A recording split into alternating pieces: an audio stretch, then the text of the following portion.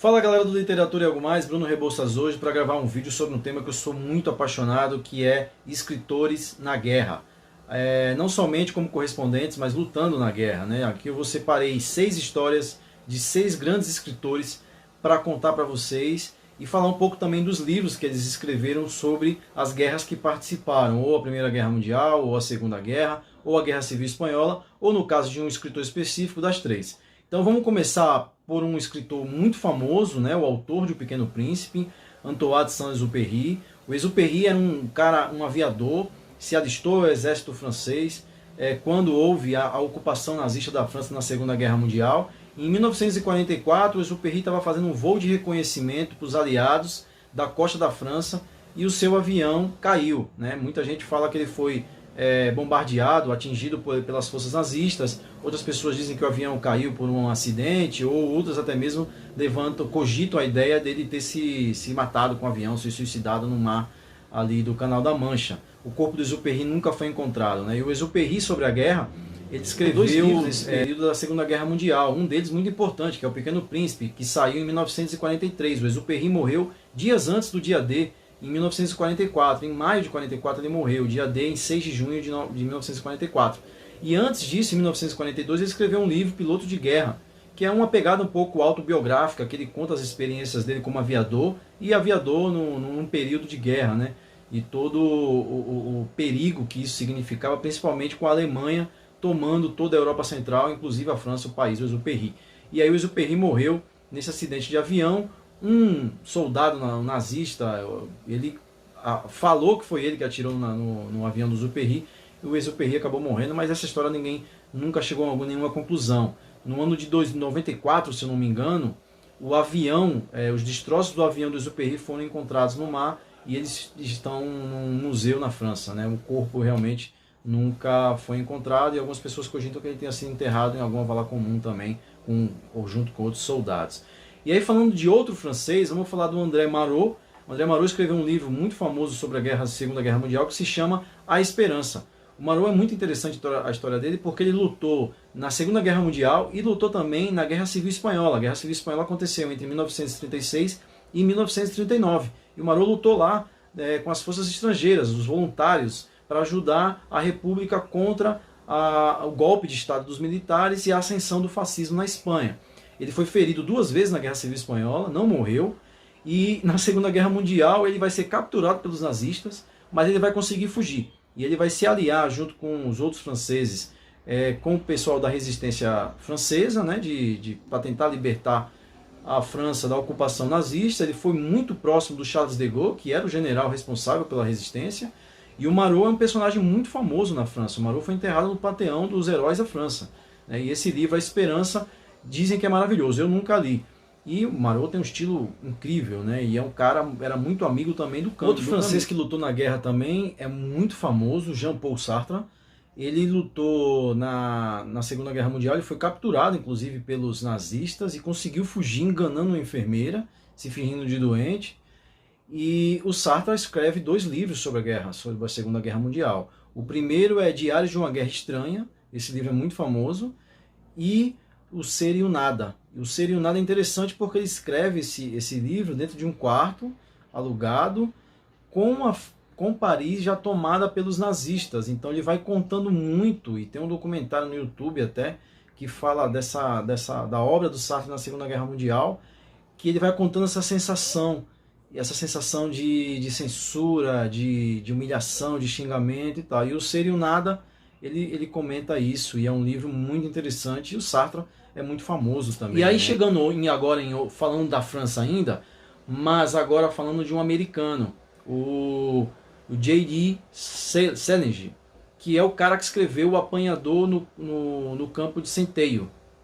Ele lutou, e a história dele é maravilhosa, porque ele lutou no dia D. Ele desembarcou com os soldados americanos na Normandia, né? E essa invasão do dia D, mais de 10 mil dos 25 mil soldados que desembarcaram na praia morreram. E o Salinger conseguiu sobreviver.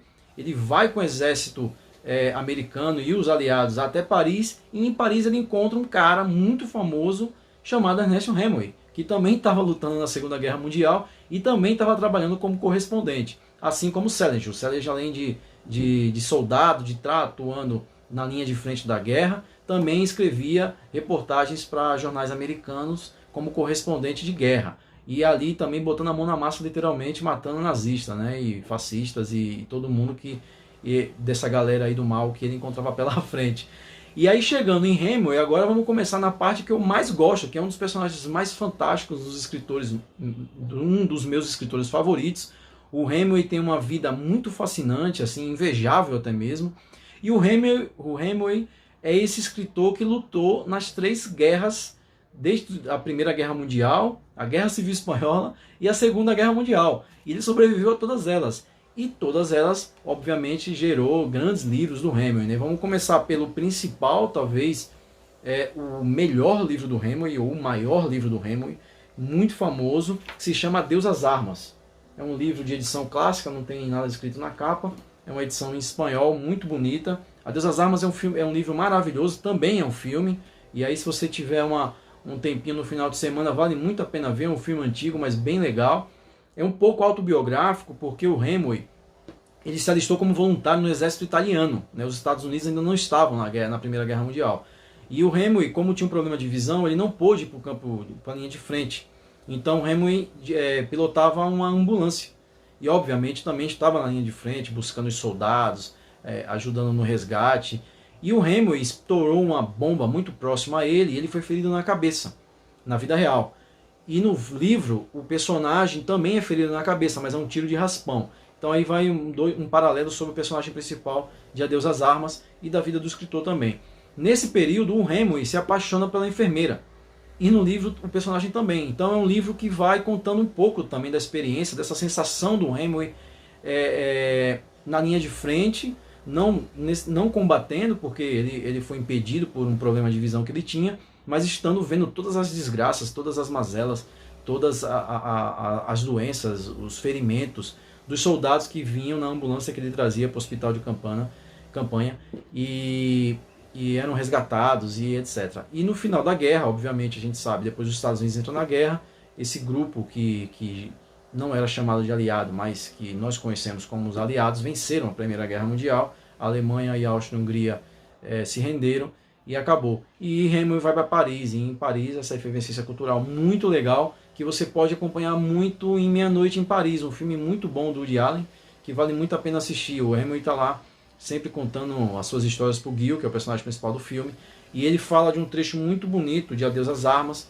que é o trecho que eles estão numa montanha esperando um ataque, e o Gil pergunta para ele se ele teve medo de morrer, e ele disse que se você tem medo de morrer, você nunca vai ser um bom escritor, que o Gil, no filme do Meia Noite em Paris, também quer ser escritor e está tendo umas aulas de como escrever bem com ninguém menos que Hemingway. Obviamente isso é um sonho. O Hemingway também participou da Guerra Civil Espanhola, ele vai primeiro como correspondente e lá ele se identifica com a causa democrática, com a causa republicana e acaba lutando em Madrid contra a invasão nazista, né, na Guerra Civil Espanhola, fascistas.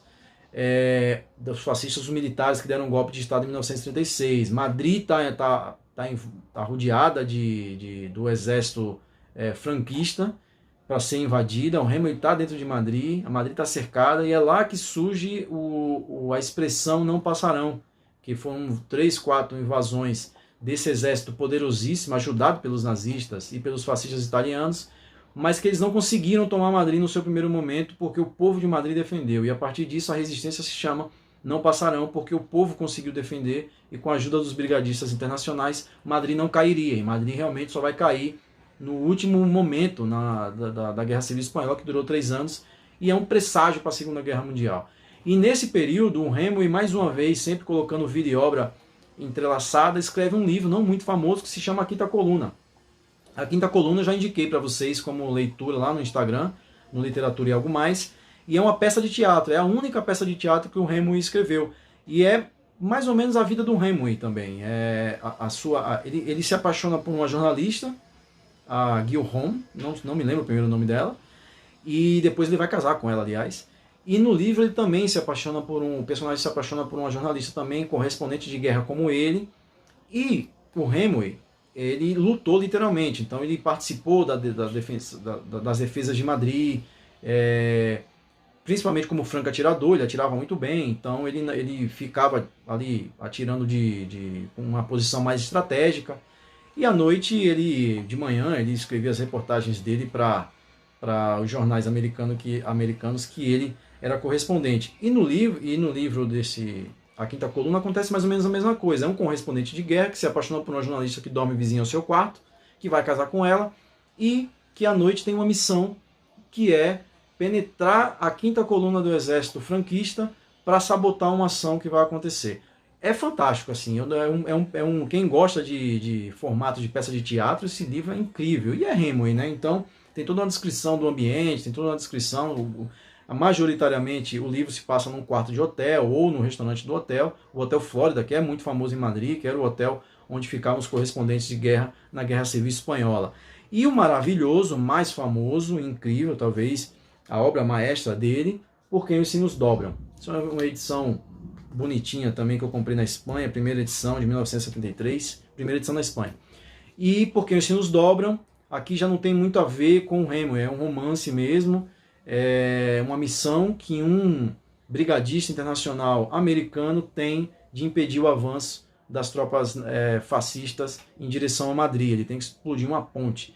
E nesse livro inteiro, isso é sinopse, eu não sei o que acontece no final, mas ele vai fazer essa missão, ele tem essa missão. E enquanto ele está preparando essa missão, esperando o momento exato para tentar destruir essa ponte e impedir o avanço do exército fascista em direção a Madrid, ele vai ouvindo das pessoas que estão com ele, dos espanhóis que estão lutando na guerra desde o começo, as histórias, as batalhas e toda a crueldade da guerra, né? A guerra sempre é muito cruel, né? A guerra ela é cruel para os dois lados e os dois lados também são cruéis, por mais que um deles não tenha causado a guerra e seja o lado correto da guerra, o lado certo da história. Mas nem sempre o lado certo vence, né? E a história é contada pelos vencedores e o Hemingway vem com Por Quem os Sinos Dobram para contar a história dos derrotados.